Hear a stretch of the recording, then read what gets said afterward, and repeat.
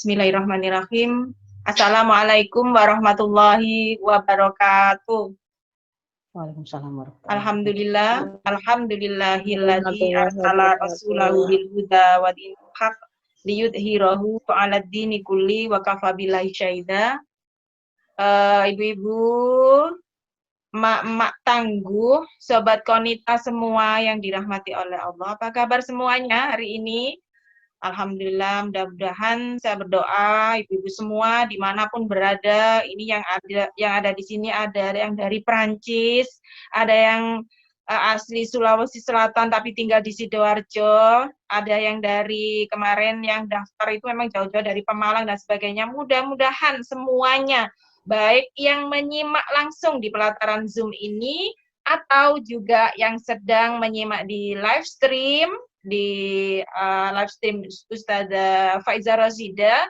Mudah-mudahan semua dalam keadaan sehat walafiat, tetap istiqomah untuk senantiasa mengkaji ilmu-ilmu Allah. Salawat serta salam mudah-mudahan tetap tercurahkan kepada Rasulullah Muhammad Sallallahu Alaihi Wasallam. Alhamdulillah hingga hari ini, hingga sore ini kita masih dalam keadaan iman dan Islam. Ibu-ibu, sahabat konita, emak-emak tangguh yang dirahmati oleh Allah, alhamdulillah, tidak terasa hari ini kita sudah sampai kepada episode yang ke-15. Pada episode yang lalu, kita sudah menuntaskan beberapa pertanyaan yang memang sudah berasal dari ibu-ibu, dan hari ini merupakan kelanjutan, tetapi memang dijadikan satu topik begitu ya, karena mungkin ada beberapa yang bertanya sehingga menjadi sebuah materi yang terstruktur. Hari ini kita akan mengambil tema menyelamatkan generasi dari seks bebas. Alhamdulillah sudah hadir beberapa ibu yang ada di sini untuk menambah keberkahan forum kita pada sore hari ini. Mari bersama-sama kita awali dengan bacaan Ummul Quran suratul Fatihah. Syai'ulillahi lahumul Fatihah.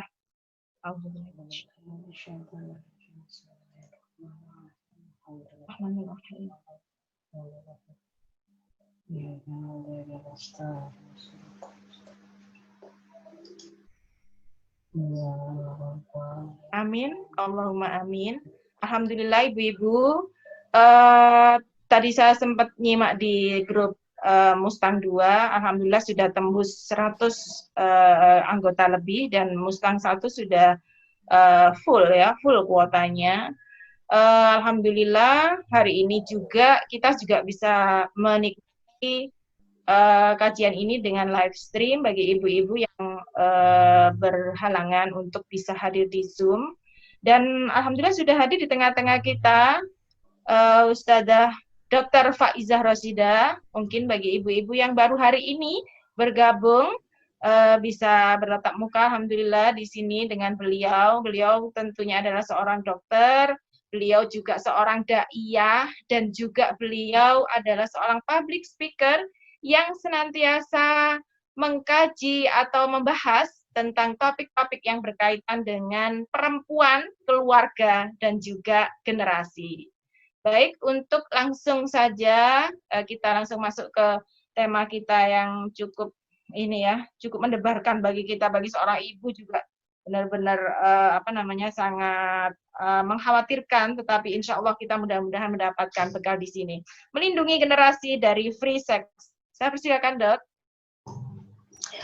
Matur nuwun, terima kasih banyak Bu Aini. Bismillahirrahmanirrahim. Assalamualaikum warahmatullahi wabarakatuh. Alhamdulillahirabbil alamin. Alhamdulillahilladzi arsala rasulahu bil huda wa dinil haq liyudhhirahu 'ala dini kulli wa kafa billahi syahida.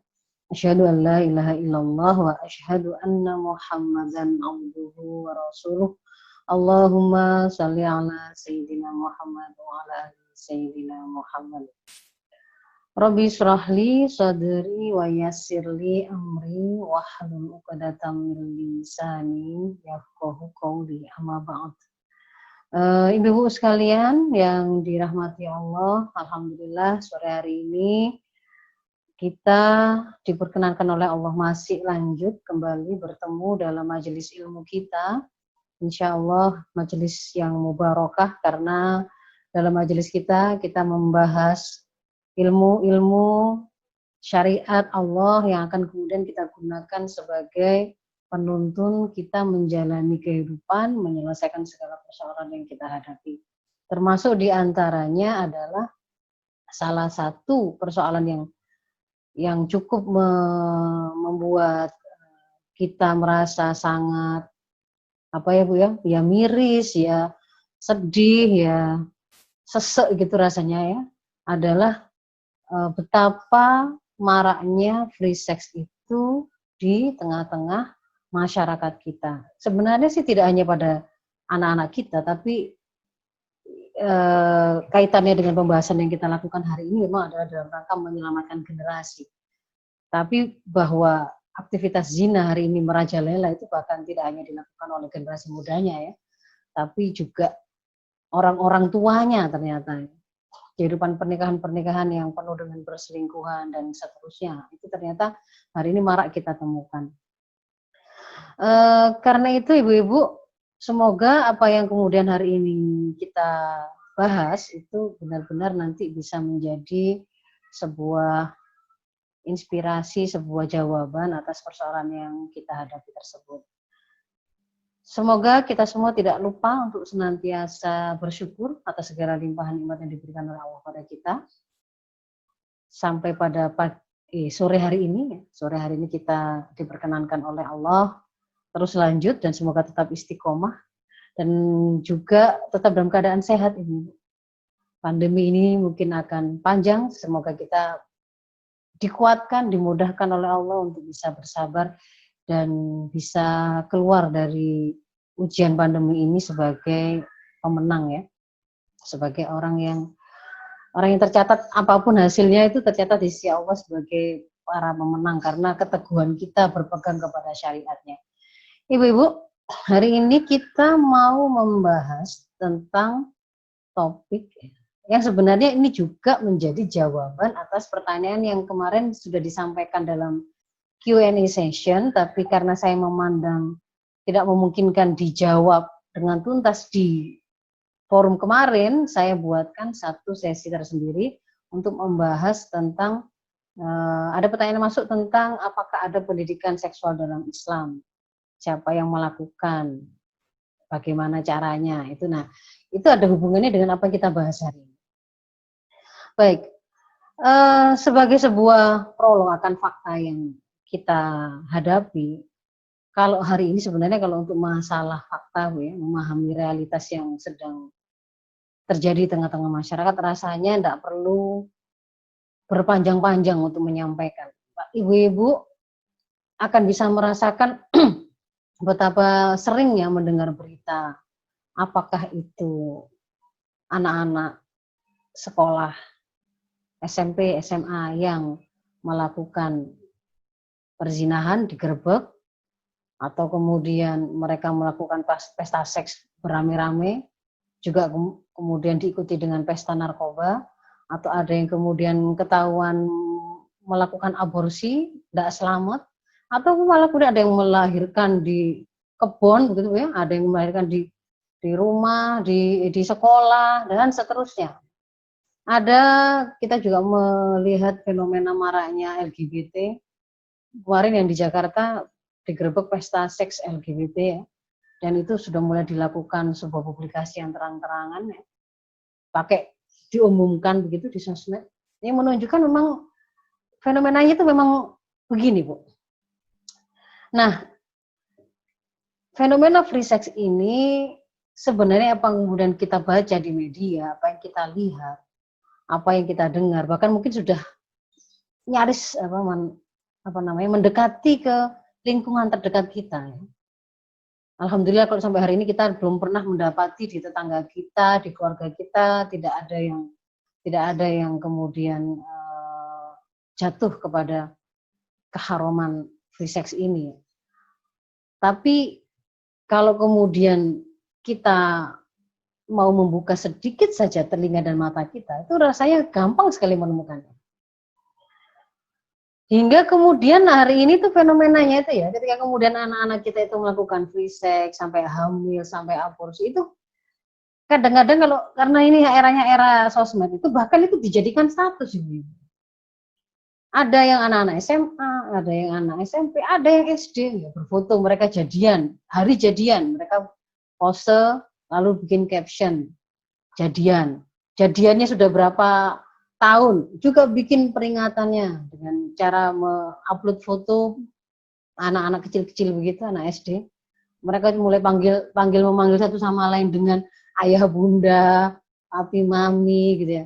Kan mungkin sudah pernah ibu pernah melihat screenshot percakapan WA antara seorang anak SD cowok kepada pacarnya yang itu ya lucu sekali karena mereka kemudian berdialog itu sambil memanggil ayah dan bunda, tetapi izinnya aku mau main kelereng dulu ya bunda gitu ya.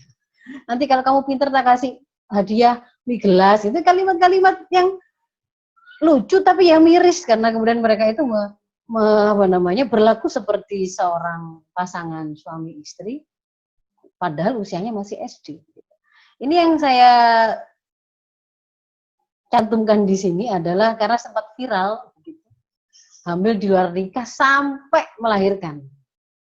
Tidak tahu keluarganya, orang tuanya. Jadi kemudian dia tuh bikin nge-tweet ya di Twitternya ceritanya, kronologisnya, sampai kemudian juga memberikan sebuah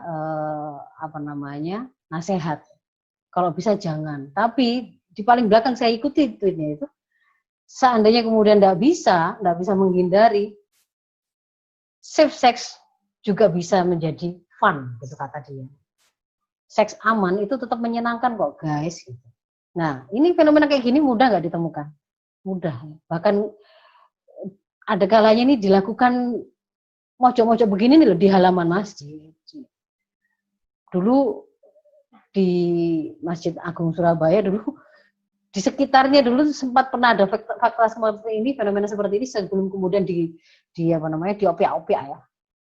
Tapi pernah ada gitu ya. Mereka yang kemudian menggunakan kesempatan itu dimanapun tidak terasa malu lagi. Dan kalau kemudian kita lihat ketika kemudian mereka itu melakukan aktivitas berpacaran itu, perilaku berpacaran mereka itu bervariasi antara mulai dari ngobrol saja, curhat saja, naik pegangan tangan, rangkulan, berpelukan, ciuman, berciuman pipi, berciuman bibir, mulai meraba-raba, mulai meraba alat-alat vital, mulai melakukan rangsangan sampai kemudian melakukan hubungan seksual. Dan itu fenomena yang memang kita hadapi dari aktivitas pacaran anak-anak kita. Ada survei yang dilakukan oleh BPS ini mengkomparasikan tahun 2007 dengan 2012 persentase seks pranikah pada remaja. Trennya yang meningkat, bukan menurun. Dan saya kira ini juga angka yang ini kan 2012 ya, 5 tahun seperti ini. Ini kan belum kita perbarui sampai ke yang 2020 terbaru. Ada yang kemudian melakukan sebuah upaya untuk rekapitulasi beberapa penelitian yang ada tentang perilaku seksual di kalangan remaja begitu. Hasilnya kalau kemudian di rata-rata semua gitu, ternyata ditemukan 60% remaja itu berhubungan seksual. Dan ini 2008 ya. Juga begitu. Jadi kalau 60% siswa SMP-nya itu pernah melakukan hubungan seksual,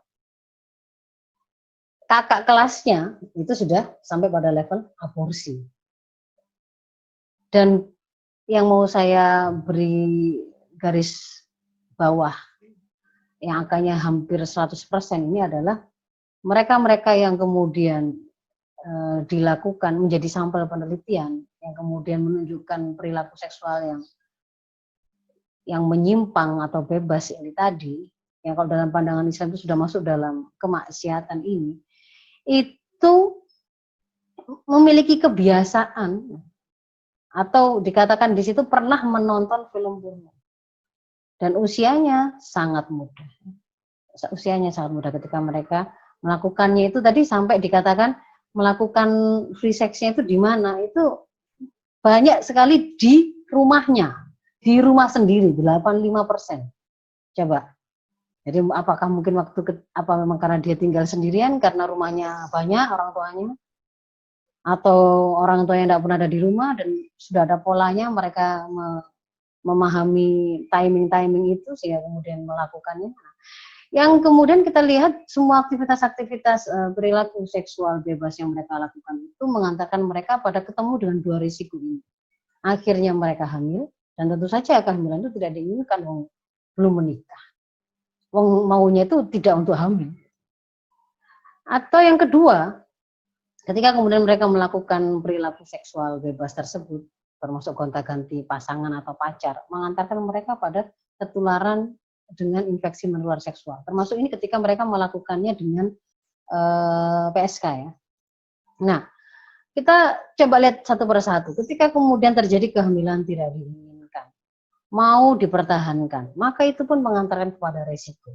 Bagaimanapun faktanya mereka itu bukan anak-anak ya. Sampai terjadi seperti itu bukan anak-anak atau generasi yang memang memiliki kesiapan mental, kesiapan ekonomi, kesiapan untuk menjadi ibu, calon ibu dan calon istri begitu ya. Dia tidak siap untuk kemudian mengemban tanggung jawab menjaga kehamilan, melahirkan, kemudian mendidik anak, menafkahi anak, itu kan tidak menyiapkan.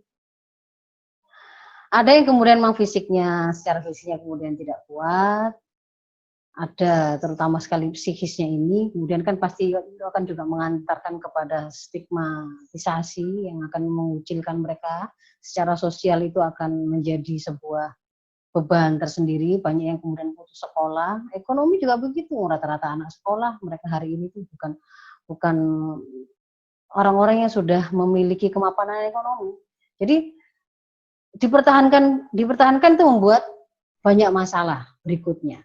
Dan kemudian itu yang mengantarkan mereka banyak yang memilih mengakhiri kehamilannya dengan melakukan aborsi. Dikiranya pokoknya nggak ketahuan saja, aborsi ini mungkin akan menjadi solusi yang sepertinya aman gitu ya, bagi dalam benak mereka yang berpikirnya pendek. Tapi sebenarnya ketika kemudian pilihan aborsi ini juga dilakukan, maka sebenarnya itu juga akan mengantarkan mereka kepada ketemu dengan risiko baik fisik, psikis, sosial maupun ekonomi. Di luar bahwa semua aktivitas ini tadi itu terkategori sebagai kemaksiatan kalau mereka itu muslim.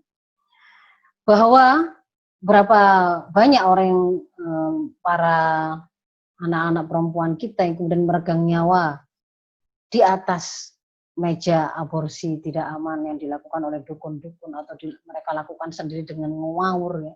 Dulu zaman saya sekolah itu pernah ada kasus itu berusaha menggugurkan itu dengan jeruji sepeda sendiri gitu. Diceritakan oleh dosen. Jadi sampai sengawur itu begitu. Tidak sekedar kemudian mereka itu ngejar jamu-jamuan, obat-obatan, pijat sana, pijat sini. Sampai kemudian mengantarkan mereka nekat melakukan hal yang memang membahayakan fisik. Bisa jadi sampai kemudian terjadi perdarahan, bisa jadi kemudian rahimnya mungkin ada robekan, tidak bisa diselamatkan, harus diangkat ya, kemudian kehilangan kemampuan untuk hamil kembali di masa datang dan seterusnya. Yang ketika kemudian pernah mengaborsi dan dia tahu itu adalah sebuah kekeliruan, sebuah kesalahan, kemaksiatan, itu pun secara psikis, secara psikologis juga menjadi sebuah beban ya. Ada trauma yang membuat mereka itu seperti selalu kepikiran, kadang nangis sendiri, kadang tiba-tiba depresi, sedih-sedih dan seterusnya. Sosial juga begitu, ada stigma yang mereka juga melekat pada para orang-orang yang hamil di luar nikah ya. Demikian juga dengan ekonomi. Aborsi itu membutuhkan biaya. Tindakan membeli obat maupun tindakan-tindakan operasional medis tertentu untuk melakukan terminasi kehamilan itu juga membutuhkan biaya dan itu di luar kemampuan yang mereka punya. Dan kemungkinan resiko yang berikutnya, yang kedua adalah mereka kemudian tertular dengan infeksi menular seksual, diantaranya adalah HIV/AIDS, yang itu ini bisa berlanjut, dan sekedar cuman menular begitu saja, kena ketularan penyakit menular seksual ini, tapi bisa jadi sampai pada tataran yang lain-lain ya. Saya lewati soalnya nanti pandangannya kurang bagus ya. Jadi bahwa sampai pada mengantarkan mereka pada kematian, mereka pada kecacatan, itu bisa.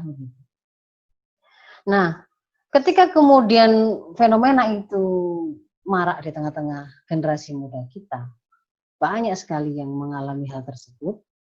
Lalu para pakar itu banyak melakukan analisa, banyak melakukan sebuah kajian. Kenapa kok sampai terjadi seperti itu?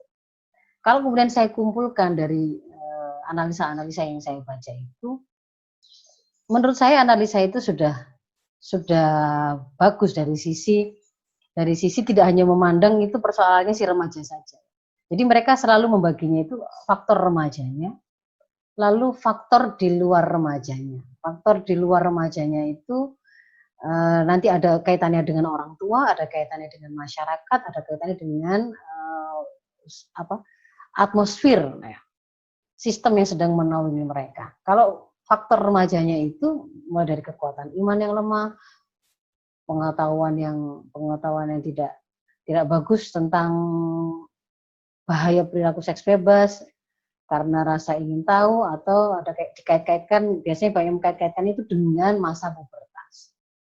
Yang kemarin sudah saya bahas ya, bahwa seringkali memang kemudian masa pubertas dengan beragam perubahan secara hormonal, fisik ya, maupun psikisnya ya, secara biologisnya juga itu kemudian dijadikan sebagai alasan atau narasi wajarnya, seolah-olah wajar remaja itu akhirnya ini taunya besar, banyak melakukan kekeliruan, banyak mengalami turbulensi kepribadian dan seterusnya. Tapi kemarin di bahasan-bahasan sebelumnya sudah saya sampaikan, itu tidak kita kenal narasi seperti itu. Tidak ada. Bahwa anak-anak itu akan tetap berada dalam kefitrahannya mulai dari lahir sampai pada dewasanya mereka. Itu ketika kemudian kita memang menyiapkan anak-anak tersebut, mendidik mereka sesuai dengan basis usia mereka dan sesuai dengan apa yang menjadi tuntunan dari Islam untuk melakukan pendidikan kepada mereka. Sehingga tidak kita temukan nanti itu ada kemudian pasti turbulensi kalau usia remaja begini nih, usia 10 tahun dimulai sampai 18 tahun belum selesai, sampai 24 tahun karena mereka mendefinisikannya itu sampai 24 tahun. Nah, karena kemudian di antara yang menonjol itu dan sering justru digembar-gemborkan itu justru adalah nomor 2, gitu. Rendahnya pengetahuan remaja kita itu tentang bahaya seks bebas atau tentang perilaku seks yang menyimpang. Maka kemudian mereka memasifkan atau menawarkan solusi atau program untuk menyelesaikannya dengan melakukan pendidikan kesehatan reproduksi remaja, atau mungkin ada yang menyebutnya dengan pendidikan seksual. Nah, sebenarnya ini rekomendasi seperti ini itu tidak tiba-tiba muncul, gitu. Tidak tiba-tiba ada. Yang dimaksud dengan pendidikan kesehatan reproduksi remaja atau pendidikan seksual untuk remaja itu dilakukan, yang dimaksudkan itu adalah dengan melakukan kampanye safe sex. Kampanye safe sex. Kalau kemudian di Indonesia kemudian karena di sini adalah negara dengan masyarakat yang religius, mungkin ada sebuah dikemas ulang ya. Ada dikemas ulang. Tetapi kampanye yang aslinya yang itu didrive oleh PBB yang memiliki ada konferensi kependudukan tahunan, dan pada tahun 2004 itu ICPD itu mengeluarkan rekomendasi akan sudah urgennya mengatasi ledakan penduduk, dan di antara rekomendasi itu adalah untuk para remaja itu adalah keharusan memasifkan kampanye atau pendidikan kesehatan reproduksi remaja. Maka sebenarnya ini yang kemudian menjadi awal dari konsep kesehatan reproduksi remaja itu. Apa yang dimaksud dengan kampanye safe sex ini? Kampanye safe sex itu adalah, nanti di belakang saya tunjukkan ya, bagaimana seks yang dilakukan itu tetap dalam keadaan aman. Aman dalam arti apa? Satu, tidak mengantarkan kepada terjadinya kehamilan tidak diinginkan, sehingga nanti tidak akan mengantarkan kepada aborsi yang dilakukan atau tidak akan mengantarkan kepada resiko-resiko karena menanggung kehamilan yang tidak diinginkan. Dua, seks yang dilakukan itu diupayakan untuk tidak sampai menjadi sarana atau jalan penularan penyakit menular seksual. Itulah yang kemudian disebut sebagai safe sex itu. Dan ICPD itu kemudian merekomendasikan sebuah definisi yang dimaksud dengan kesehatan reproduksi. Jadi seolah-olah bagus ya untuk diberi nama kesehatan. Reproduksi kaitannya dengan proses manusia berkembang biak yang akan melibatkan alat-alat reproduksinya. Bagaimana caranya itu kemudian tetap sehat, gitu. Jadi tidak jatuh kepada itu tadi melakukan aborsi sehingga akhirnya rahimnya rusak, gitu kan? Atau kemudian dia hamil karena usia masih muda, dia tertekan lalu kemudian dia stres. Itu stres karena kehamilannya, itu ada sebuah kondisi tidak sehat. Mereka membuat definisi yang dimaksud dengan kesehatan reproduksi adalah keadaan sejahtera. Sejahtera baik fisik, mental, sosial yang utuh dalam segala hal yang berkaitan dengan baik fungsinya, perannya, dan sistem reproduksi. Jadi di sini ini, keadaan sejahtera ini yang kemudian didetilkan ya fisiknya, ya mental, dan sosialnya ini, akhirnya kalau kemudian kita jeli membaca, tak pelak, sebenarnya ini akan membuat definisi itu akan berbenturan dengan keadaan yang menuntut adanya pengaturan, karena ketika ada keterpaksaan, dianggap dia dipaksa, tidak bebas, maka itu dianggap keadaan itu tidak sejahtera. Kalau misalkan seorang remaja, nanti lebih detail lagi itu bahkan pada perjalanan penerjemahan rekomendasi ini ke dalam perundang-undangan, itu kan, lalu dibunyikan bahwa para remaja itu bebas untuk menentukan kalau kesehatan reproduksi nggak pakai remaja di belakangnya, maka berarti semua orang ya, tidak hanya remaja. Semua orang itu berhak atas pilihan orientasi seksualnya. Semua orang berhak mau hamil atau tidak hamil. Semua orang berhak mau kapan mengakhiri kehamilan, kapan dia mempertahankan kehamilan. Semua orang berhak untuk mendapatkan kebebasan untuk memilih siapa saja yang dia inginkan untuk dia bisa berhubungan seksual. Maka di situ itu akan tak pelak lagi akan bertemu dengan secara frontal akan berlawanan dengan pengaturan-pengaturan yang diberikan, terutama adalah pengaturan yang diberikan oleh Islam. Ketika kemudian syariah itu menetapkan bahwa aktivitas seksual itu bagian dari aktivitas yang wajib terikat kepada syariah, baik siapa yang menjadi pasangannya, dalam bentuk seperti apa, boleh nggak di luar pernikahan, ketika kemudian sudah ada pasangan suami istri, lalu di situ disusunlah ketetapan hak dan kewajiban, diantaranya adalah hak suami meminta untuk dipenuhi istrinya, dan ketika kemudian ada istri yang tidak ada alasan menolak, itu kemudian diberikan kabar akan dilaknat oleh malaikat sehingga fajar. Maka itu menjadi sasaran tembak untuk diserang oleh mereka-mereka yang menjadikan ini sebagai rujukan. Karena itu dikatakan nggak sejahtera kan ya kan. Orang saya ini perempuan yang terjebak dalam tubuh laki-laki, dipaksa untuk kemudian harus senang kepada seorang perempuan. Yang laki-laki itu cuma badan saya saja, tapi jiwanya enggak. Maka kalau kemudian mau merealisir kesehatan reproduksi saya, beri saya kebebasan. Supaya mental saya sehat, jangan larang saya kalau kemudian saya mau pacaran, pulang malam, anak-anak gitu. Dan seterusnya, begitu. Nah, sementara kalau pendidikan kesehatan reproduksinya, mereka kalau aslinya itu di sini, di rekomendasi ICPD-nya itu, tadi saya salah ya, mengatakan 94 ya. Rekomendasinya itu menjadikan akses dan informasi tentang kesehatan reproduksi berupa pendidikan seksual itu adalah hak.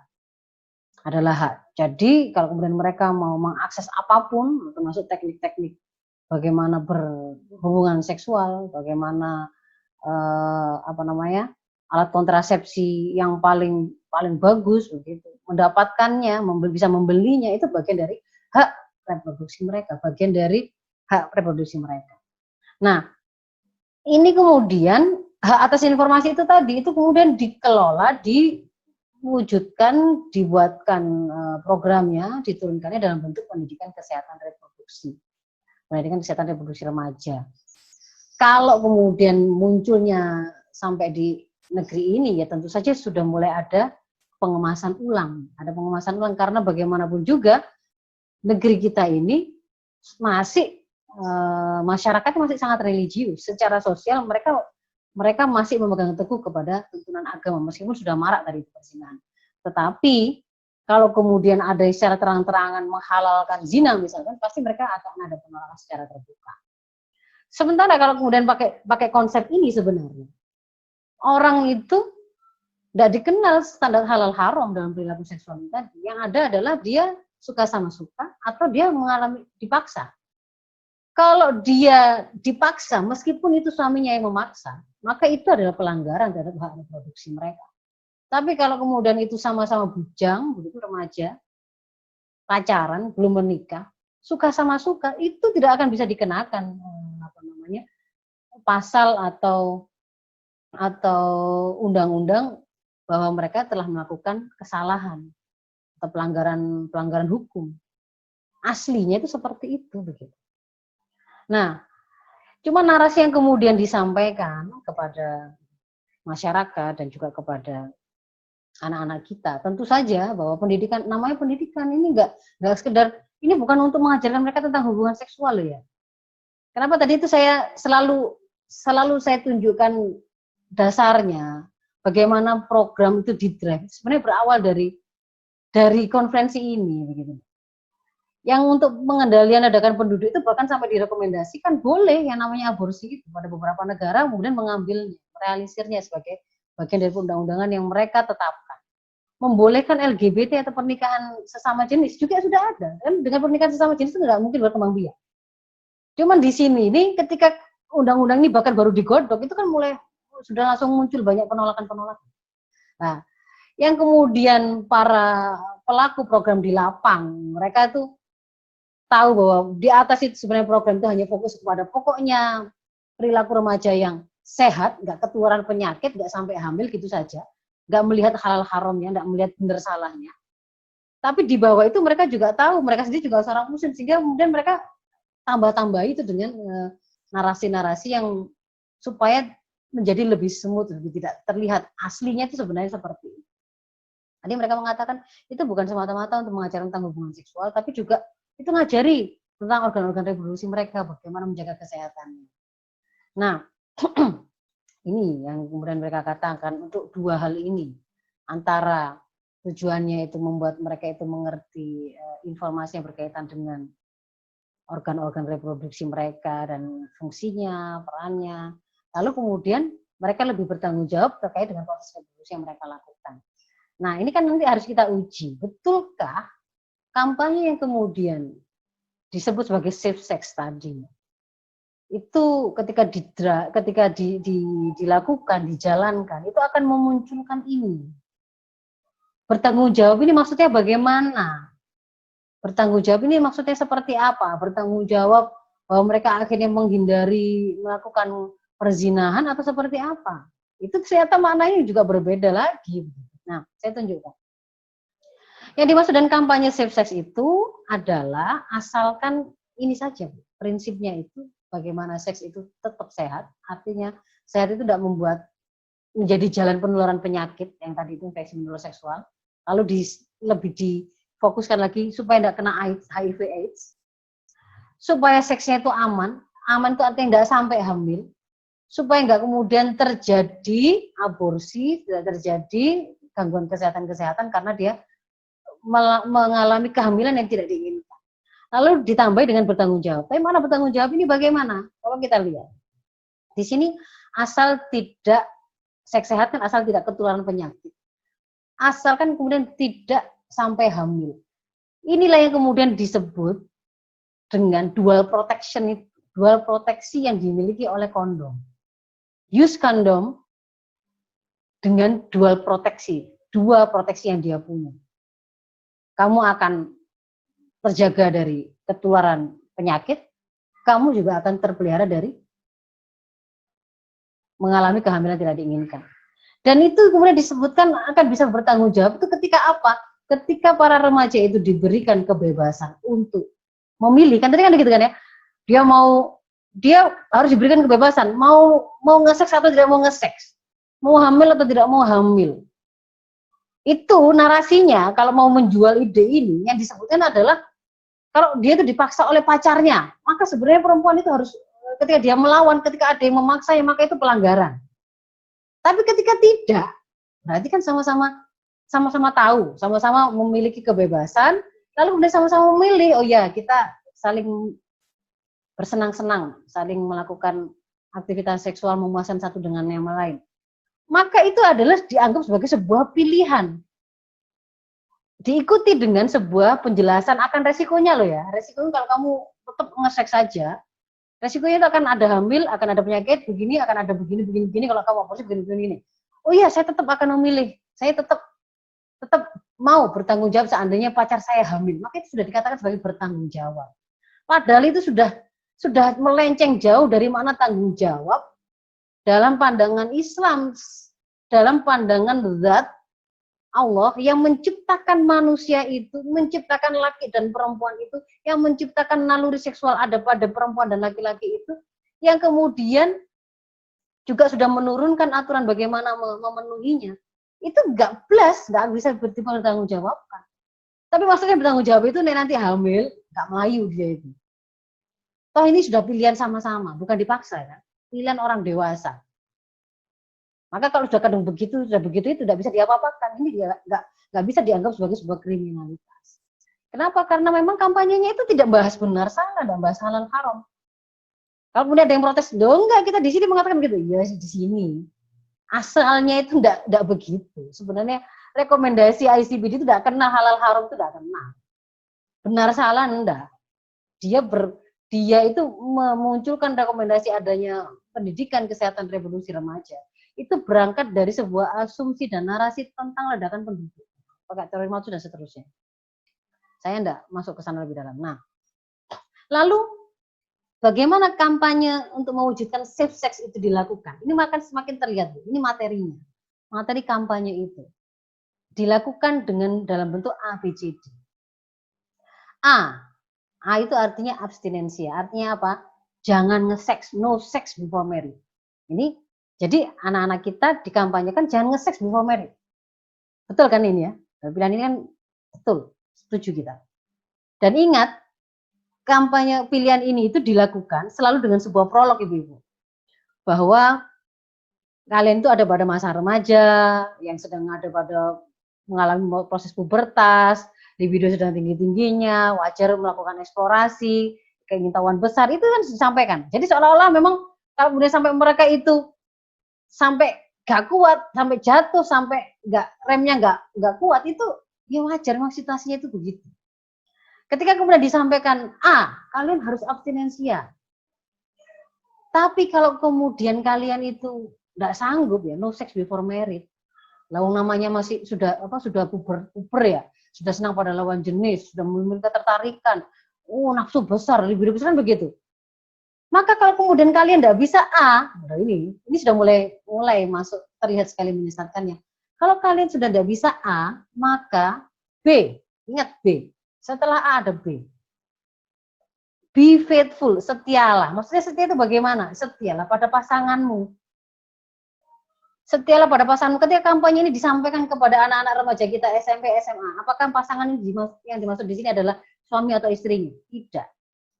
Jadi kalau kemudian ada yang mengatakan, enggak, kalau kami mau kampanye di sini maksudnya pasangan itu istrinya, suaminya. Lah wong kampanye ini disampaikan ke anak-anak sekolah kok, masih mengatakan itu maksudnya itu kepada setia pada suami atau istrinya.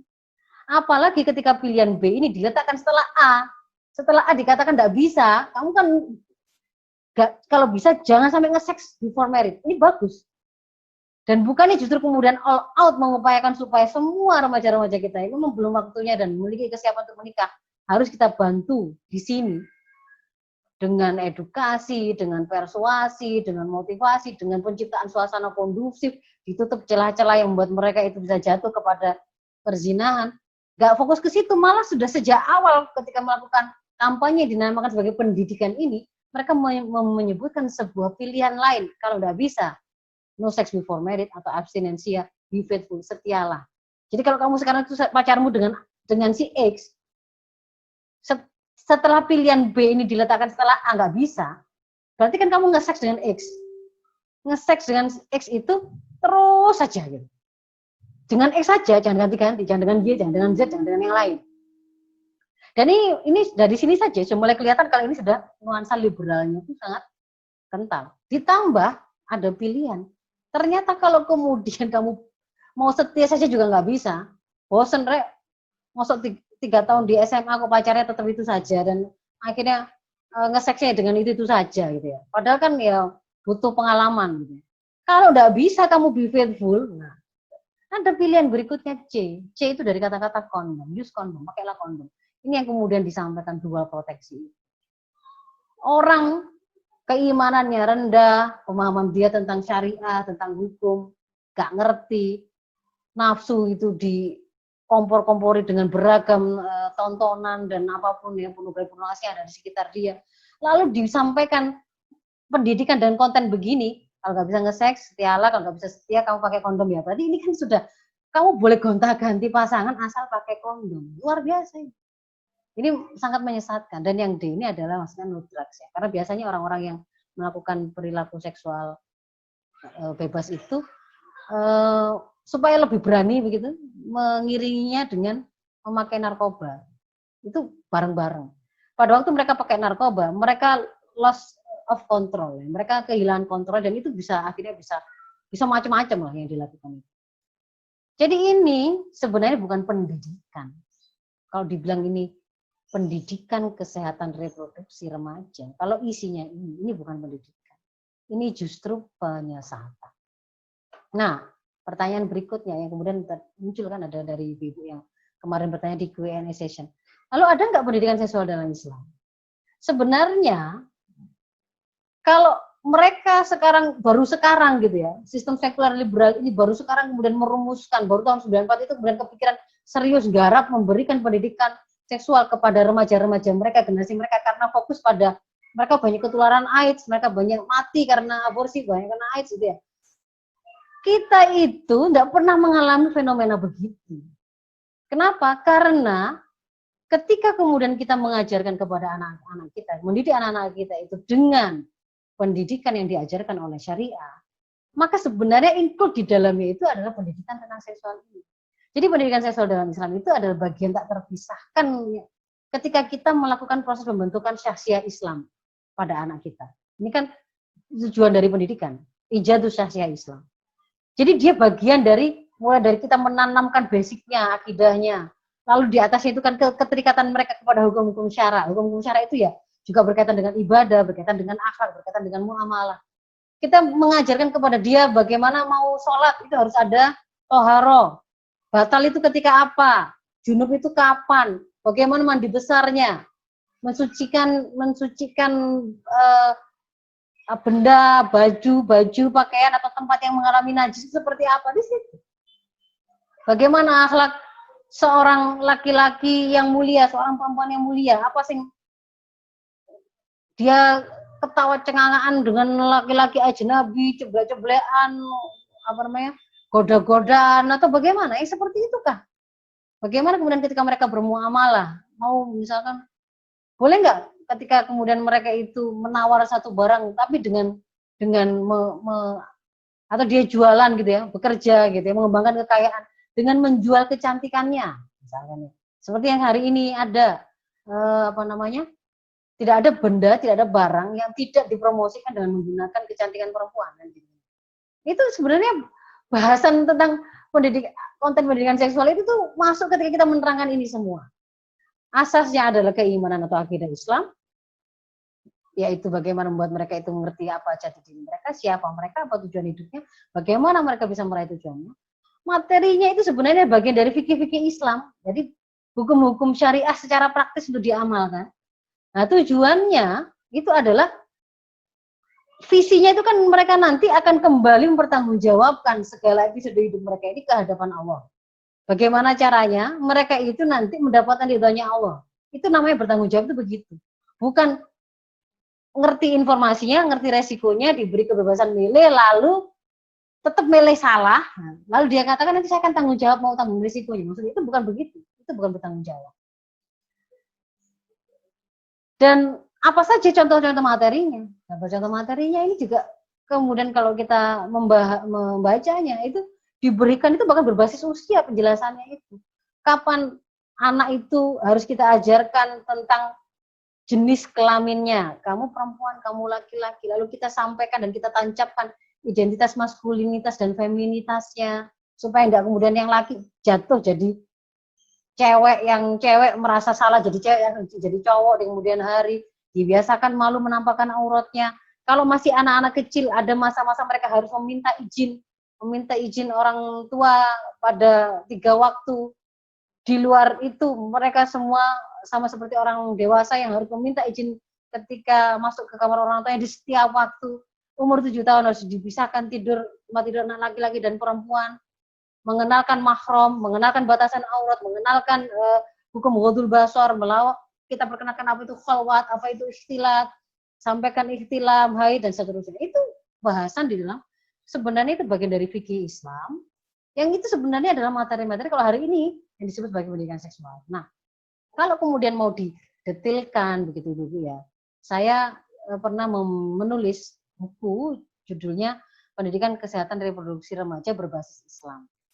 Maka sebenarnya yang kemudian hendak saya tunjukkan itu bahwa kalau kita mau menyampaikan pendidikan kesehatan reproduksi remaja, maka itu adalah bagian dari kita membantu membuat anak-anak kita itu ketemu dengan jati dirinya bahwa dia adalah hamba bagi penciptanya yang harus menjalani hidup semua episode hidupnya di dunia ini, ketika dia mau makan, ketika dia mau berpakaian, ketika dia mau pacaran ataukah tidak, bagaimana cara bergaul dan seterusnya, semuanya itu disandarkan kepada aturan dari sang penciptanya tadi, karena itu nanti akan dia bertanggung jawab.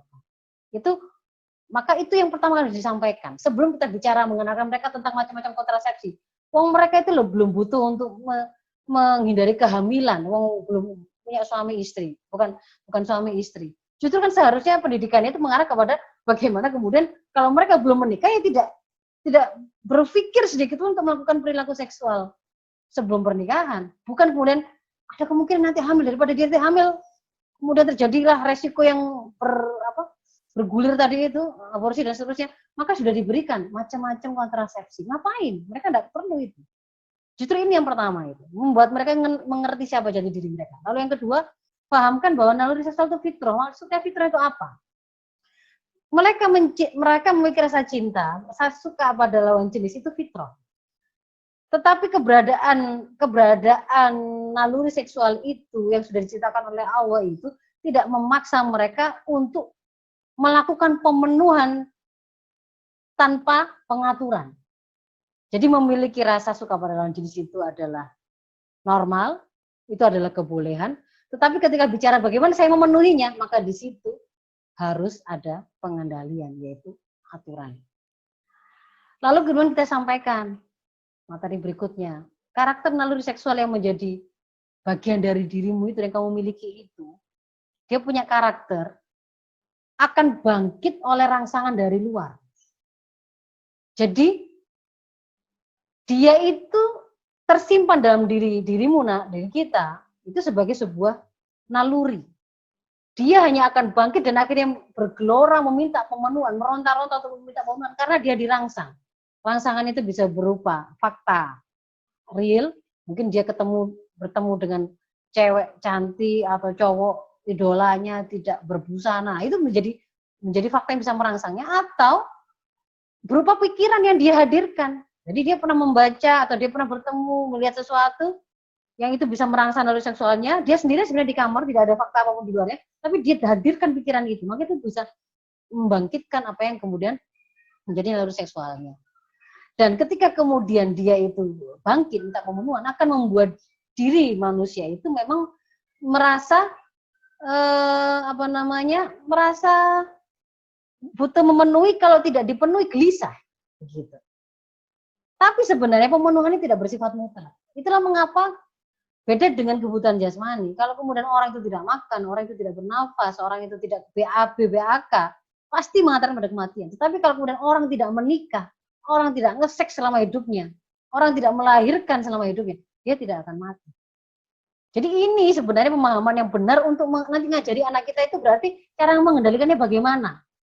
Jangan kayak itu tadi, dikatakan analisanya bahwa karena rangsangan dari luar, faktor luar, karena ketidaktahuan, gitu kan, ada analisis seperti itu. Tetapi ketika menyampaikan pendidikan ke pro remaja tadi, slide-slide-nya itu isinya itu adalah hal-hal yang merangsang bangkitnya naluri seksual mereka semua.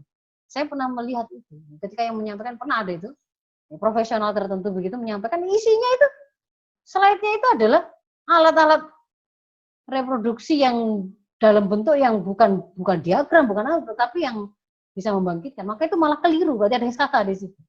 Nah, kita kemudian juga pahamkan bahwa tujuan naluri seksual itu Allah menetapkan itu reproduksi, bukan untuk sekedar rekreasi, bukan cuma senang-senang. Memang itu untuk menjaga kelangsungan jenis manusia. Allah menetapkan supaya bisa beranak pinak itu hanya dengan satu jalan, pernikahan. Nah, lalu kemudian kita pahamkan mereka bagaimana cara mengendalikan dan memenuhi naluri seksual yang benar. Kalau memenuhinya cuma satu jalurnya, melalui pernikahan. Tapi kalau belum bisa menikah, belum memiliki kemampuan menikah, maka satu sisi siapkan mereka untuk segera memiliki kemampuan itu. Yang kedua, sembari mereka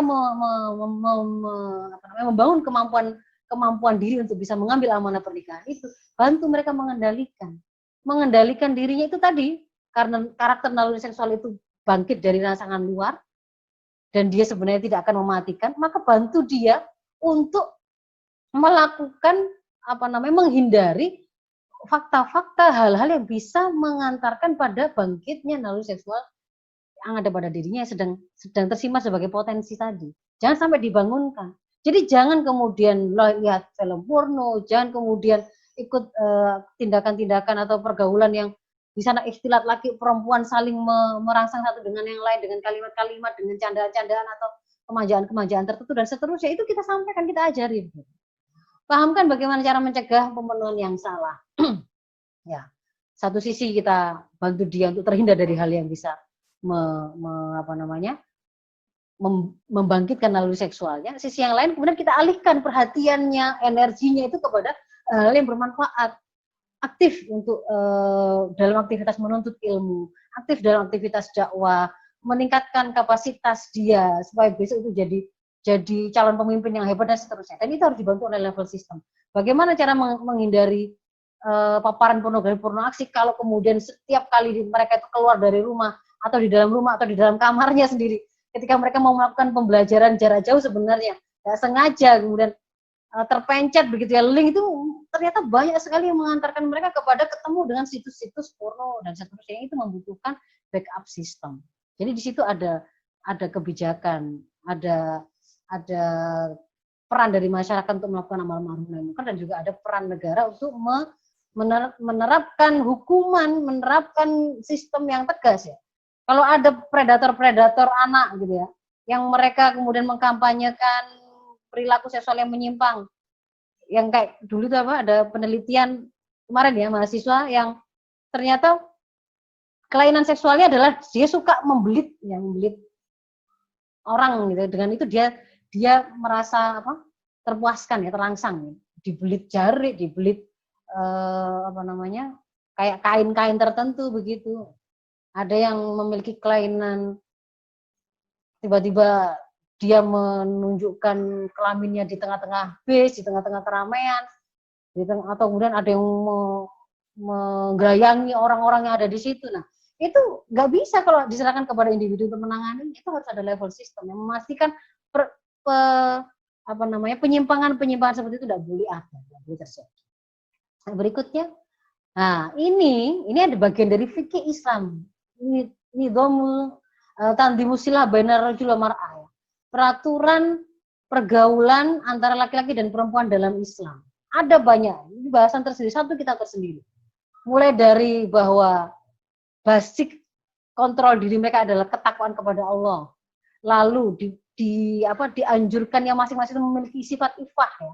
Sifat ifah. Nggak pengen gitu kelihatan orang seperti cewek atau cowok yang murahan begitu ya, menjaga kehormatan, tidak jelalatan matanya, tidak ngomong dengan sembarangan, membuat banyolan-banyolan yang itu sebenarnya adalah rangsangan-rangsangan seksual gitu misalkan ya. Kemudian memerintahkan kepada laki-laki dan perempuan agar menjauhi perkara-perkara syubhat. Jelas-jelas di situ kira-kira kalau kemudian saya ikut di dalam mobil itu orangnya isinya adalah begini-begini, nanti bisa jadi ada orang berpikiran begini-begini kan begitu ya. Perjalanannya kok malam-malam atau ada di tempat yang sekiranya kok itu ada di sekitar lokalisasi ya. Itu dihindari diperintahkan. Bahwa hukum asal pria dan wanita itu terpisah seperti di masjid begitu. Soft laki-laki dan soft perempuan itu berbeda, tetapi mereka boleh bertemu ketika mereka berinteraksi dalam koridor ta'awun yang dibolehkan oleh syariat, bekerja sama, belajar mengajar, dokter dengan pasiennya, pedagang dengan pembeli, begitu. Tapi tidak ditambahi dengan tambahan-tambahan yang lain ya. Beli obat nyamuk, nggak usah ditambahi. Kok ganteng ya masih yang jualan ini atau bagaimana dan seterusnya. Tidak boleh ada kalian begitu. Jadi apa yang diperbolehkan itu adalah dalam konteks ta'awun, kerjasama yang dibolehkan oleh syariat. Adanya kewajiban menutup aurat, laki dan perempuan ada batasannya sendiri, menundukkan pandangan. Apa yang dimaksud menundukkan pandangan itu? Tidak melihat aurat, tidak melihat selain aurat dengan nafsu, maka dia akan alihkan meskipun itu tidak ada aurat yang terlihat. Memelihara kemaluan, berusaha untuk tidak jatuh kepada perzinahan ataupun mengantarkan pada perzinahan. Ada keharuman takrobuz zina, wala takrobuz zina, mendekati zina saja tidak boleh. Berarti muqaddimahnya saja tidak boleh, mojoknya saja tidak boleh, gitu kan ya. Maka di situ dijelaskan, kita jelaskan kepada anak-anak kita tentang kholwat, tentang hukum mojok, bahwa aktivitas-aktivitas yang bersifat privacy, curhat-curhatan, pijet-pijetan, menyampaikan keluh kesah rumah tangganya, itu hanya ada dalam kehidupan khusus lembaga pernikahan. Nggak boleh itu dilakukan di tempat kerja dengan teman kerjanya yang mereka tidak memiliki kemampuan untuk menyelesaikan persoalan ini dan seterusnya. Dan di dalam kehidupan umum wajib diwujudkan sistem kehidupan yang kondusif untuk terjaganya kehormatan. Tidak boleh ada aurat keleleran, tidak boleh ada orang-orang yang malah mempromosikan itu sebagai sebuah kemuliaan. Kelihatan pahanya itu malah dibangga-banggakan. Kelihatan dadanya dan seterusnya. Nah itu tidak boleh ada seperti itu. Kemudian kita pahamkan mereka perilaku seks yang benar dan perilaku seks yang menyimpang seperti apa. Benar itu pokoknya ukurannya adalah syariat. Yaitu dalam pernikahan dengan lawan jenis dilakukan sesuai tuntunan syara. Jadi nggak boleh dengan anak kecil, nggak boleh dengan mayat, nggak boleh dengan sadisme atau sadomasokisme, nggak boleh dengan benda-benda, nggak boleh dengan pohon atau apapun itu. Tidak boleh dengan sesama jenis. Nah itu disampaikan. Tidak boleh juga di luar pernikahan. Kita tunjukkan itu. Dan pahamkan kalau kemudian mereka tidak melakukan ini, maka mereka memilih perilaku seksual yang menyimpang, ada resikonya. Kita sampaikan itu.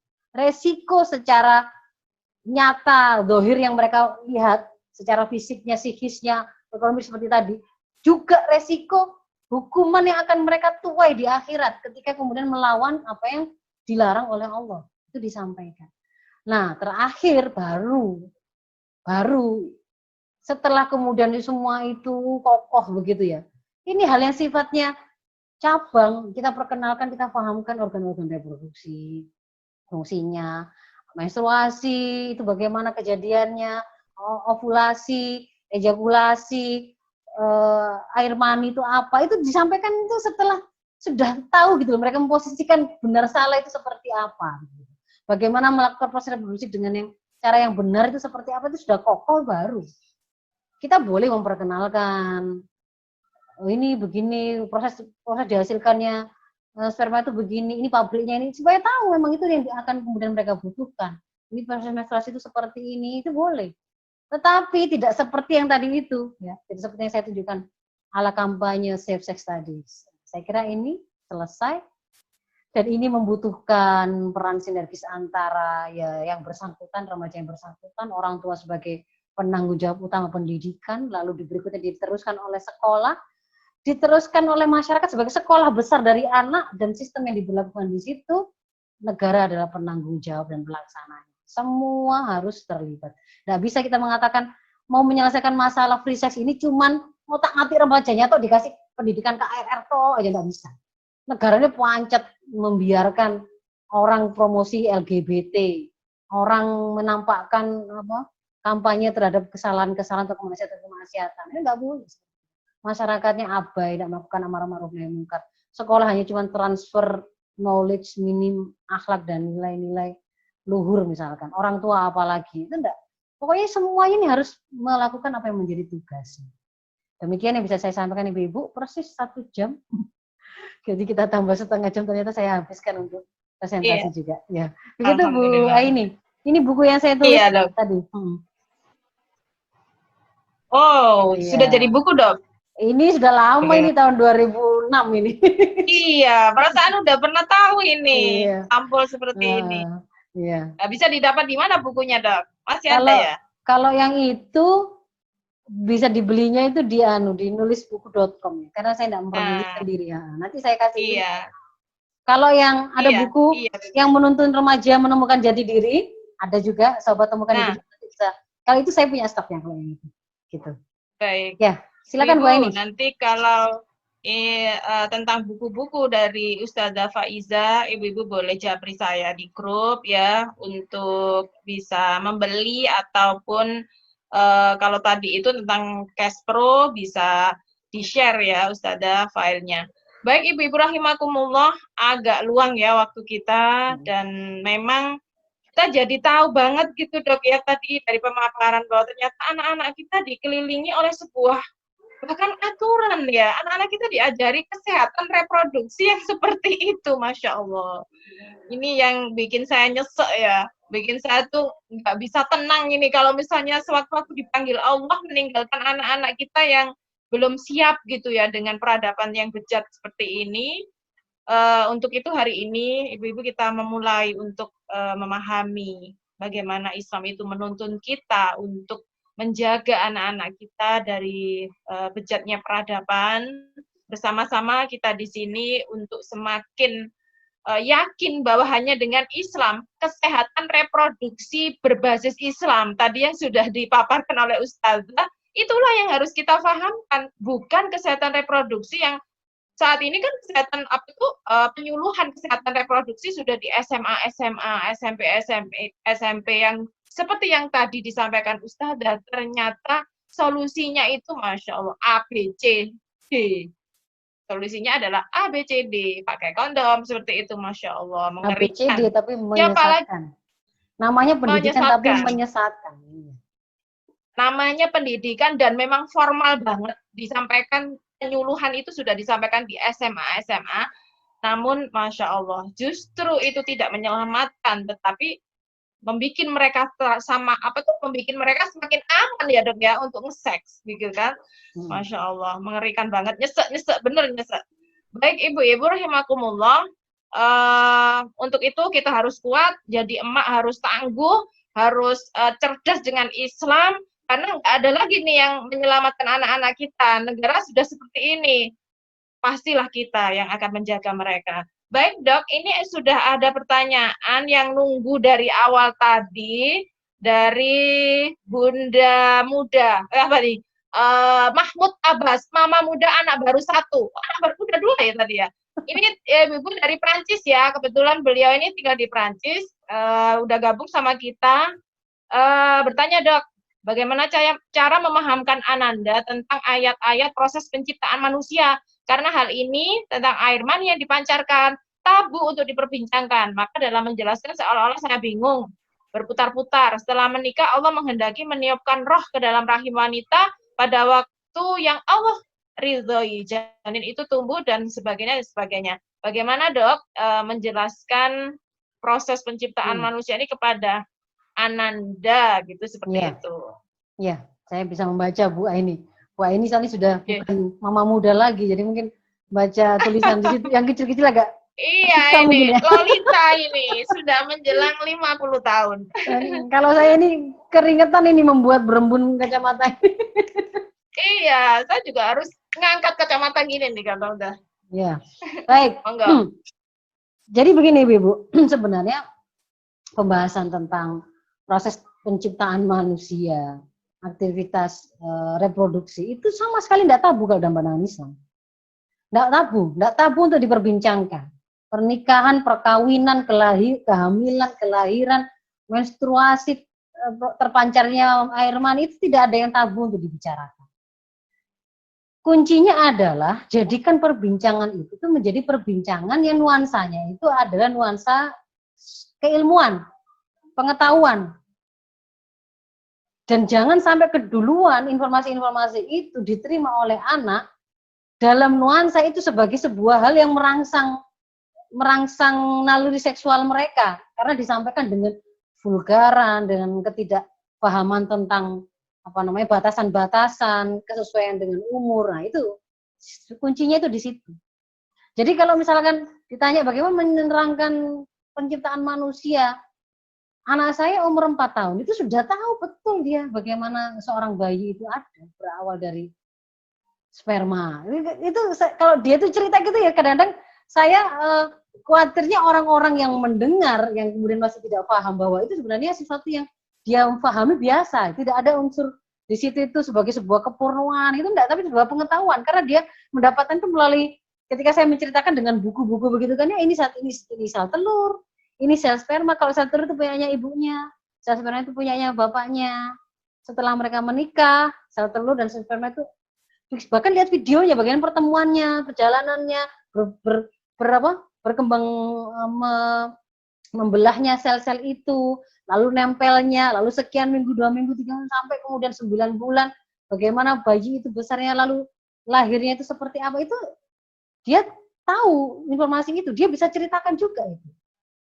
Jadi tidak kemudian ada informasi salah yang kemudian dia terima, lahir dari udel atau ya dari pusat atau dari tempat gitu, atau tidak ada seperti itu. Tetapi kita menyampaikannya pakai pilihan bahasa sesuai level usia, kontennya materinya itu juga yang dibutuhkan sesuai usianya saja, karena tidak perlu kedetilan prosesnya, dia belum perlu dengan kedetilan proses bagaimana sperma itu kok bisa ketemu sama sel telur, itu kan dia belum bertanya. Tapi pokoknya cukup tahu bahwa ketika menikah, ibu itu punya sel telur, telurnya itu bertemu dengan sperma, kemudian ternyata itu menjadi calonnya adik bayi, Allah ciptakan, bertumbuh, membelah jadi banyak, jadi sel, kalau begini itu dia bisa lihat gambarnya, dia paham. Ada yang kemudian melahirkan normal, ada yang pakai operasi. Kalau operasi itu di sini, itu juga bisa ditunjukkan ibunya, dibelah di sini. Kemudian bagaimana gitu ya, merasa sayang dengan ibunya karena untuk melahirkannya dia ternyata ibunya itu harus menjalani proses seperti itu. Yang dibutuhkan saja, yang dibutuhkan saja. Ketika kemudian nanti itu kemudian mereka bertanya, pada saatnya mereka sudah bertanya, maka jawablah. Gimana kok, misalkan satu saat ini belum ketemu, saya juga belum, untuk anak yang kedua ini belum bertanya itu. Gimana ceritanya kok bisa spermanya ketemu sama, nggak bertanya itu, belum, karena dia belum sampai di situ pikirannya. Maka tidak perlu dipancing-pancing. Kok adik nggak nanya? Kok bisa itu spermanya papa, kok bisa ketemu sama, nggak usah ditanya pancing-pancing begitu. Karena prinsip pendidikan dalam Islam kemarin kan sudah saya terangkan, berbasis usia diantaranya, ya. Berbasis orang tua, berbasis pelakunya adalah berbasis orang tua, berarti dia adalah penanggung jawab utama pendidikan. Ini untuk menjawab ada pertanyaan, siapa yang melakukannya? Pertama kali orang tuanya. Mau bapaknya mau ibunya, siapa yang memiliki kemampuan untuk mengkomunikasikan itu dengan baik, itu yang paling berhak untuk menyampaikan. Nggak harus sejenis. Nggak harus, kalau laki-laki harus laki-laki, kalau perempuan. Karena ketika orang tuanya masih usia dini begitu, dia masih tahu betul bagaimana, bisa jadi aurat-aurat itu kan anak itu belum ditutup ya, masih kadang-kadang mungkin masih dicawiin atau dicebokin atau dimandikan oleh orang tuanya, kadang ibunya, kadang ayahnya, jadi nggak masalah begitu. Bukan ketika anak sudah balik kan, berbeda. Jadi ketika menerangkan itu tadi ya boleh. Kemudian berbasis akidah Islam, artinya apa? Standar untuk menilai ini baik, buruk, salah, benar, informasi apapun yang mau kita sampaikan ukur dengan akidah Islam. Kan gitu kan? selain diambil dari akidah Islam juga digunakan untuk mengukur informasi lain dengan akidah Islam, berbasis akidah Islam. Lalu yang berikutnya kan berbasis usia, tergantung usianya. Nanti di situ kita akan menentukan kita mau memilih konten yang mana, kita akan memilih bahasa yang seperti apa, dengan alat peraga seperti apa, itu di situ. Ya, jadi nggak tabu dan tidak akan terasa tabu ketika penyampaian informasi itu dalam nuansa penyampaian ilmu atau hukum. Jadi jangan sampai itu justru mereka dapatkan informasi itu ketika nuansa informasi itu diperolehnya itu ketika dalam nuansa ini perangsangan terhadap naluri seksual mereka, misalkan nggak sengaja lihat video porno, itu malah sebuah proses yang akan mengantarkan informasi pertama tentang perilaku seksual kok ternyata hanya itu saja, padahal sebelumnya kalau dia sudah pernah dengar, sudah pernah tahu bahwa ada perkawinan antara suami dan istri, ada sel telur, ada ini, ada menstruasi, ada sel telur, ada pabriknya indung telur, ada sperma, ada penis. Kalau sudah biasa dia dengar, dia nuansanya nuansa ilmu pengetahuan biasa, bukan sebagai sesuatu yang memustiri, merangsang keberadaan naluri seksualnya, gitu. Kemudian bagaimana kalau ini menerangkan ada orang-orang yang hamil tapi kok nggak ada pasangannya, misalkan kita kan kadang menyampaikan itu harus setelah menikah nanti punya anak. Kok ini ada tapi Nabi Isa itu, Ibunda Maryam itu nggak hamil tanpa pasangan. Ya gampang sebenarnya ini. Ini justru ketika kemudian kita menceritakan tentang menyampaikan atau melakukan install akidah Islam, di antara akidah itu adalah keimanan kepada para nabi. Para nabi itu kan boleh kita bicara Nabi Isa. Nabi Isa itu kan ketika kemudian kita ceritakan kisahnya, kan sudah ada itu pertanyaan, sudah ada cerita di situ yang Allah mengatakan bahwa Maryam itu kemudian dituduh tidak baik oleh masyarakat sekitarnya kan. Di situ kan pasti bisa kemudian masuk penjelasan bahwa karena memang Allah menghendaki ibu Maryam itu, ibunda Maryam itu kemudian di dalam rahimnya itu ada bayi Isa, nabi. Allah yang membuatnya. Kalau Allah yang membuatnya bisa apa enggak? Enggak pakai ada suaminya bisa apa enggak? Bisa. Oh, enggak pakai ada ibunya saja, enggak pakai suami atau istrinya langsung dibuat dari tanah saja bisa ketika kita menceritakan Nabi Adam. Apapun bagi Allah bisa, kan begitu. Apapun bagi Allah bisa. Jadi itu tapi berlaku hanya untuk beliau Nabi dan Bunda Maryam. Kalau kemudian hari ini kok ada perempuan ngaku hamil-hamil sendiri? Tidak ada. Gitu kita sampaikan, pasti ada kemaksiatan di situ, ada kekeliruan di situ. Begitu Bu Aini untuk penanya pertama. Sudah? Iya. Langsung berikutnya Dok, agak banyak ini Dok, agak rame. Pada nyesek semua ini soalnya persoalan ini. Dari Bunda Rizda. Ini yang langsung saja Dok. Mendesak ini ya Bu Rizda ini ya. Bagaimana kalau ada anak SD kelas 1 sampai 6 sudah terpapar video-video pornografi ya. Jadi gini Bu. Terpapar ya. Sekarang sudah mulai banyak Bu. Di antara efek samping dari dilakukannya PJJ karena kemudian anak-anak itu akhirnya dipaksa kenal dengan gadget dan kuota dan internet dan masuklah mereka ke dalam rimba internet yang bisa mengantarkan mereka ketemu dengan apa saja, terkoneksi dengan siapa saja. Itu kemudian memang ternyata mereka terpapar dengan pornografi ini.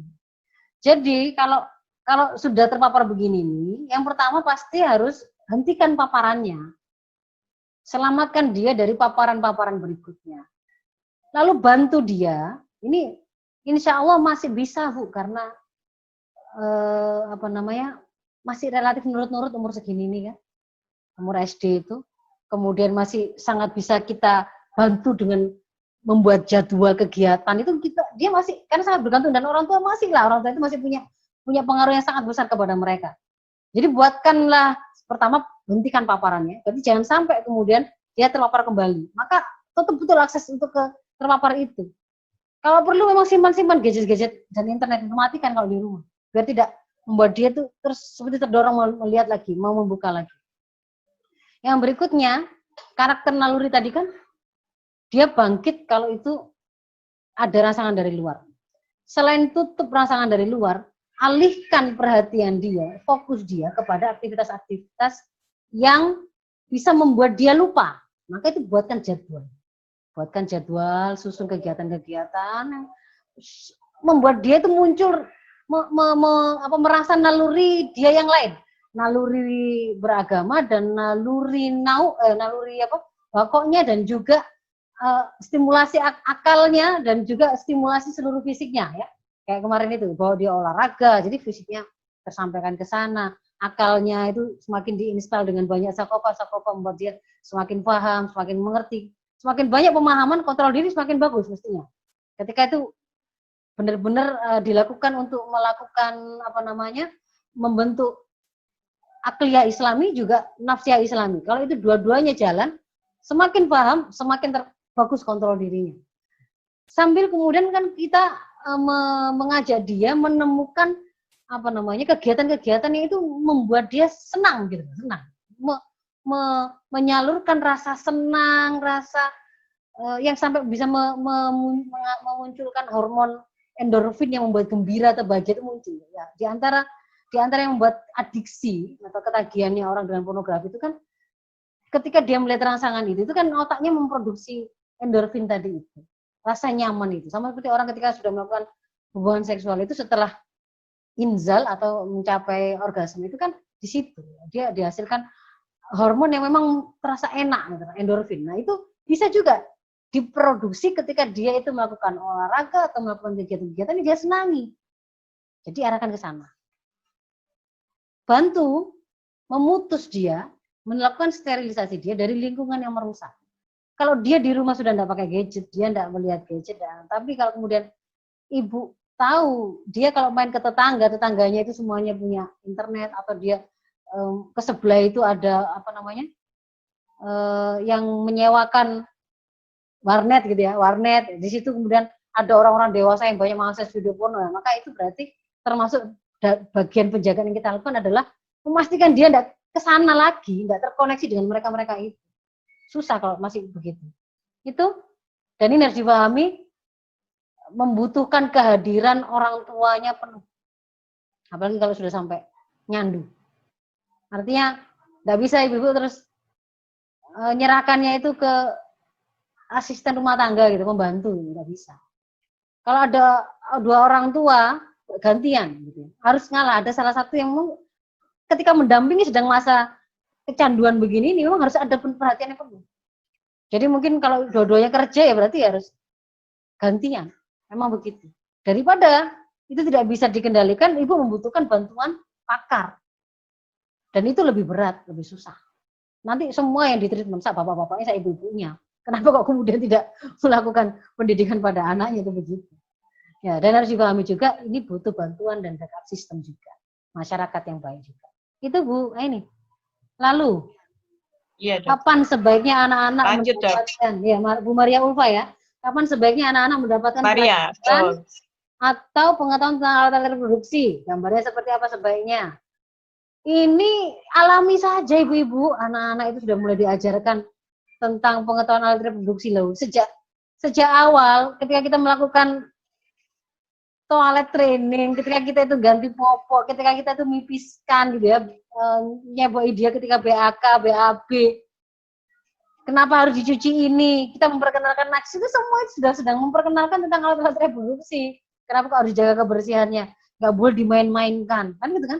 Anak usia balita bisa loh, ada nggak sengaja dia pernah memainkan lalu dia mendapatkan kepuasan lalu dia disitu akan kemudian kelihatan berulang-ulang melakukannya. Itu juga diingatkan, nggak boleh dimain-mainkan, nggak boleh dipegang oleh temannya, nggak boleh dilihat oleh siapapun, malu. Memperkenalkan malu tadi, konsep malu, memperkenalkan bahwa dia itu laki-laki, dia itu perempuan. Ini kan sejak usia dini,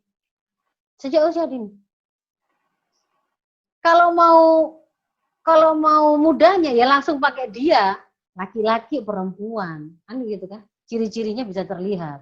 Ibunya perempuan tuh begini, laki-laki itu seperti bapaknya, seperti dia. Perempuan itu seperti ibunya, seperti kamu yang begitu. Ditunjukkan apa ininya, bedanya. Karena itu untuk menunjukkan pertama ada identitas seksualnya dia, lalu bagaimana sifat feminitas dan maskulinitas yang harusnya dia miliki masing-masing.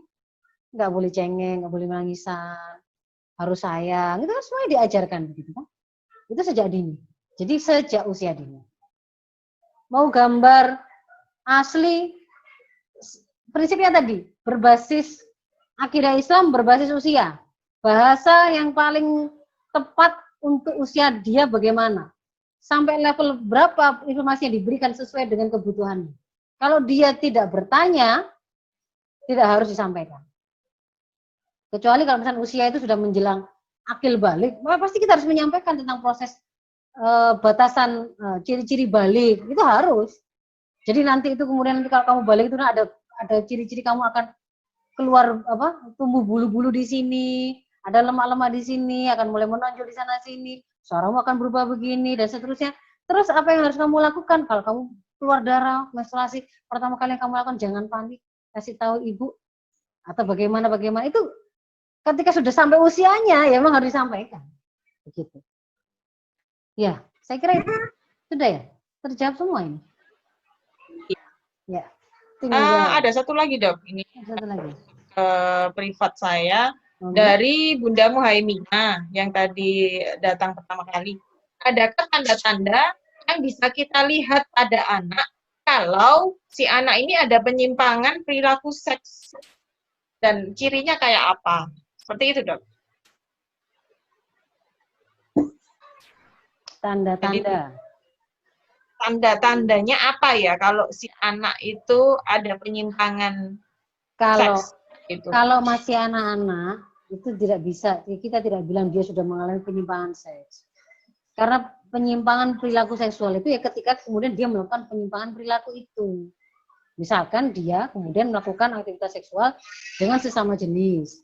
Atau kemudian dia berperilaku layaknya tidak sesuai identitas jenisnya. Dia perempuan, dia laki-laki tapi berdandan ala perempuan. Dia perempuan berdandan ala laki-laki. Nah itu baru. Jadi ketika sudah pada perilaku baru kita bisa menilai. Kalau sebelum itu ya enggak. Tetapi kita bisa mencermati potensi begitu ya, yang bisa merusak kefeminitasan dan kemaskulinitasan anak atau ketidakjelasan identitas jenis dia perempuan atau laki-laki. Sehingga itu kemudian kita lakukan antisipasi. Pendidikan kita itu harus kemudian memang membentuk satu kejelasan identitas, dia siapa, laki-laki atau perempuan. Lalu apa tanggung jawab yang melekat kepada identitas tersebut, termasuk bagaimana sifat-sifatnya, bagaimana ciri-cirinya, bagaimana menjaga organ-organ itu dan seterusnya begitu. Jadi justru kita antisipasi, bukan kalau masih kecil, oh ini itu pasti kok udah dibencong, enggak. Dan biasanya justru penyimpangan perilaku seksual itu juga ada kalanya itu dipicu oleh perlakuan buruk atau trauma yang pernah dialami orang tua. Iya. Laki tambah ketika dia itu jadi laki, ibunya nggak sumringah melihat dandanan dia. Tapi ketika kemudian dia dipakein oleh ibunya bando-bando, pita-pita, ibunya malah sangat gembira gitu, senang lihat lucunya gitu. Padahal dia anak laki-laki. Jadi kan dia kan seperti diajari untuk merasa dia lebih diterima, lebih disukai kalau dia itu jadi seorang cewek, padahal dia laki-laki misalkan. Itu karena orang tua begitu. Atau perilaku yang buruk ya, sehingga menjadi trauma. Ketika kemudian dia selalu karena di kamu laki-laki, dia tuh sering mendapatkan pukulan-pukulan gitu ya, kekerasan oleh bapaknya. Laki-laki kok cewek, dia mengalami pukulan-pukulan terus, akhirnya dia malah menginginkan untuk tidak jadi laki-laki supaya tidak mengalami itu. Itu contohnya. Maka jangan sampai terjadi seperti itu. Mungkin itu Bu Aini.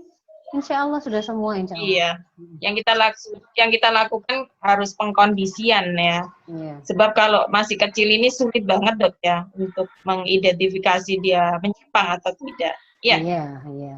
Baik ibu-ibu, mudah-mudahan terjawab semua pertanyaan dari mulai Bunda Andika yang ada di Prancis. Prancis ini jam berapa sekarang ya? Yang ada di Prancis sudah terjawab. Bu Rizda, Bu Maria Ulfa, dan juga terakhir Bu Muhaiminah. Mudah-mudahan terjawab dan sudah tuntas ya pertanyaan kita 4 pada sore hari ini. Alhamdulillah. Kurang 5 menit dok, mungkin ada closing statement yang bisa buat bekal kita nih. Karena siapa lagi ya yang melindungi anak-anak kita, karena anak-anak kita adalah amanah kita ya. Silakan, Dok. Ya. Nggih, jadi Ibu sekalian, sebenarnya apa yang kita temui hari ini dari berupa kerusakan generasi kita dalam perilaku seksualnya, itu sebenarnya hanya salah satu masalah yang muncul di tengah-tengah masyarakat ketika kita itu tidak menggunakan Islam sebagai jalan hidup atau rujukan. Baik itu untuk mendidik anak, mengatur pergaulan, mengatur masyarakat, mengatur aturan-aturan yang sudah diterapkan di tengah-tengah masyarakat. Ketika kemudian kita justru menggunakan prinsip sekuler atau memisahkan agama, justru agama dibuang, lalu kita pakai sistem buatan manusia yang hari ini adalah kapitalisme liberal yang mengagung-agungkan kebebasan, maka perilaku menyimpang dalam jenis apapun itu pasti akan panen kita temukan. Karena itu harus menjadi sebuah kesadaran bahwa kita kalau mau mengakhiri kerusakan ini tidak semata-mata, oh ya saya akan mendidik anak saya kepada Islam, tapi tidak semata-mata level individu. Tapi harus kita tadi itu ya, kesinergian antara sang remaja itu, orang tuanya, lalu orang tua itu kan pendidikan itu akan dilanjutkan oleh sekolah itu ada struktur kurikulumnya tersendiri, maka semuanya itu juga dibangun atas sistem Islam, dilanjutkan dengan masyarakat, karena masyarakat itu adalah sekolah besar dari anak-anak kita. Di sana interaksinya itu diatur dengan seperti apa, itu ada peran negara. Maka kita harus mewujudkan di semua lini, semua level itu sebuah kehidupan yang bertakwa, yang semuanya dibangun atas dasar keimanan kepada Allah dan taat kepada aturan Allah. Saya kira mungkin itu yang bisa saya sampaikan hari ini. Saya mohon maaf kalau ada hal yang kurang berkenan. Iya, Dok. Afu minkum. Assalamualaikum warahmatullahi wabarakatuh. Waalaikumsalam warahmatullahi wabarakatuh. Alhamdulillah, Ibu-Ibu rahimakumullah, hari ini kita dapat ilmu yang luar biasa sekali dari Ustadzah. Mudah-mudahan ini bisa jadi bekal kita ya Ibu-Ibu untuk menjaga keluarga kita, terutama anak-anak kita yang memang berada di sistem yang rusak ini. Dan saya yakin Ibu-Ibu belum puas, belum merasa menjadi ibu yang sempurna begitu ya. Untuk itu kita berharap Ibu-Ibu tetap stay tune di channel kita di grup Muslimah Tangguh untuk setiap Jumat sore, dan mungkin ada rencana untuk berubah waktu nanti, entahlah nanti seperti apa, apakah kalau sore itu kesulitan atau seperti apa, nanti kita rundingkan di grup ya Ibu-Ibu, semacam itu. Dan saya yakin Ibu-Ibu yang ada di sini semua ada yang kesentil dengan perkataan Ustazah, dan itu harus, ngaji itu harus kesentil. Sehingga dengan kesentil itu, dengan tersinggung itu, kita berusaha untuk berubah, begitu ya. Dan kita terus mudah-mudahan tetap istiqomah untuk mengkaji ilmu Allah, berjamaah di sini untuk bersama-sama mengkaji ilmu Allah. Baik Ibu-Ibu, kita tutup kajian kita sore ini dengan istighfar 3 kali, hamdalah, dan doa penutup majelis. Astaghfirullahaladzim, astaghfirullahaladzim, astaghfirullahaladzim, alhamdulillahirabbil alamin, subhanakallahumma wa bihamdika, asyhadu an la ilaha illa anta, astaghfiruka wa atubu ilaik. Saya Aini Syarif mengharapkan Ibu-Ibu tetap stay tune, jangan lupa menyimak YouTube dari Dr. Faiza Rosida. Jangan lupa like, comment, subscribe, share, dan sebagainya. Tetap simak kajian kita di sore hari ini. Sahabat kita, sahabat kuat dalam taat. Saya akhiri, wabillahi taufiq wal hidayah. Wassalamualaikum warahmatullahi wabarakatuh.